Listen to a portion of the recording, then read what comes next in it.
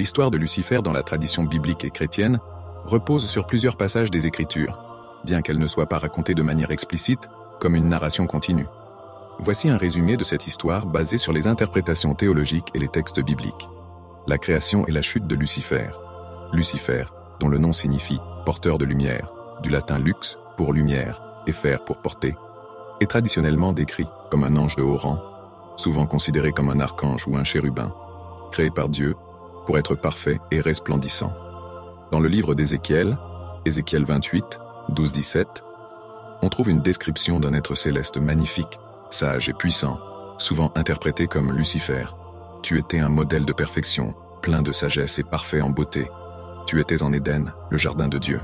Tu étais un chérubin protecteur, aux ailes déployées.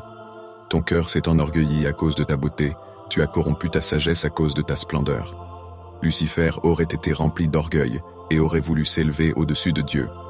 Ce désir d'égalité ou de supériorité par rapport au Créateur est la cause de sa chute. Dans le livre d'Isaïe, Isaïe 14, 12-15, un passage souvent associé à Lucifer dit « Comment es-tu tombé du ciel, astre brillant, fils de l'aurore ?» Tu disais en ton cœur « Je monterai au ciel, j'élèverai mon trône au-dessus des étoiles de Dieu. » Mais tu as été précipité dans le séjour des morts, dans les profondeurs de la fosse. La rébellion et l'expulsion. Selon la tradition chrétienne, Lucifer, devenu Satan, l'adversaire en hébreu, aurait entraîné avec lui un tiers des anges dans une rébellion contre Dieu.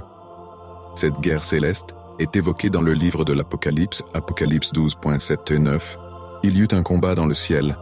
Michel et ses anges combattirent contre le dragon. Le dragon et ses anges combattirent, mais ils ne furent pas les plus forts, et leur place ne fut plus trouvée dans le ciel. Il fut précipité, le grand dragon, le serpent ancien, appelé le diable, et Satan, celui qui séduit toute la terre, il fut précipité sur la terre, et ses anges furent précipités avec lui. Après sa chute, Lucifer devient Satan, l'ennemi de Dieu et de l'humanité, cherchant à détourner les hommes de Dieu et à semer le mal sur la terre. Conséquence de la chute de Lucifer marque le début de son rôle en tant que tentateur et accusateur.